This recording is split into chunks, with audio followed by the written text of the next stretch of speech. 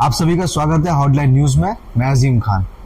UPSC Union Public Service Commission Bharat की चुनिंदा परीक्षाओं में से सबसे महत्वपूर्ण और सबसे कठिन परीक्षा, जिसमें जनरल कैटेगरी में 6 अटेम्प्ट्स 32 साल उम्र, ओबीसी में 9 अटेम्प्ट्स 35 साल उम्र और एससी और एसटी में अनलिमिटेड अटेम्प्ट्स और 37 साल उम्र की एक निर्धारित सीमा तय की गई है, जिसका मतलब होता है कि आप इसके खिलाफ नहीं जा सकते।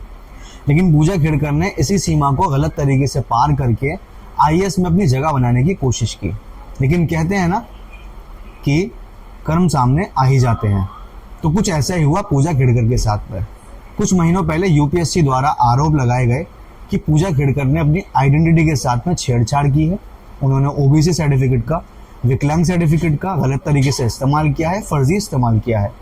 जैसे ही इस बात की पुष्टि हुई कि पूजा खेड़कर ने अपने सर्टिफिकेट्स के साथ में अपनी आइडेंटिटी के साथ में छेड़छाड़ की है, उन्होंने ओबीसी का और विकलांग सर्टिफिकेट का फर्जी इस्तेमाल किया है, यूपीएससी ने तुरंत पूजा खेड़कर को यूपीएससी से परमानेंट बैन कर दिया और उनके आईएएस के सिलेक्शन पर भी कैंसिलेशन का थप्पा लगा दिया।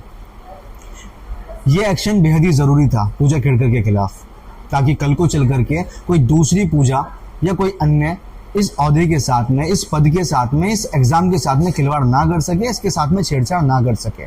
देखो, हमें यह बात समझने की जरूरत है कि इस देश को चलाने के लिए नेताओं के साथ साथ इन ऑफिसर्स का होना और बहुत जरूरी है, क्योंकि ये ऑफिसर्स का योगदान बहुत ही महत्वपूर्ण है इस देश को चलाने में। अगर ये ऑफिसर्स ना हो, ब्यूरोक्रेट्स ना हो, तो ये देश नहीं चल पाएगा। जो लोग यूपीएससी में बैठना चाहते हैं, इस ओहदे को पाने की इच्छा रखते हैं, उन्हें पूजा खेड़कर से सबक लेने की जरूरत है। देखिए, मैं उन लोगों से एक बात कहना चाहूंगा जो इस ओहदे को पाना चाहते हैं, इस एग्जाम में बैठना चाहते हैं। आप अपने मजे के लिए, अपने स्वार्थ के लिए इस ओहदे के साथ में, देश के साथ में खिलवाड़ नहीं कर सकते। और इस मामले की गंभीरता को समझते हुए यूपीएससी को और भी सतर्क होने की जरूरत है। ऐसे ही और अपडेट्स के लिए हमारे चैनल हॉटलाइन न्यूज को सब्सक्राइब कीजिए। मैं मुंबई से अजीम खान और आप देख रहे हैं हॉटलाइन न्यूज।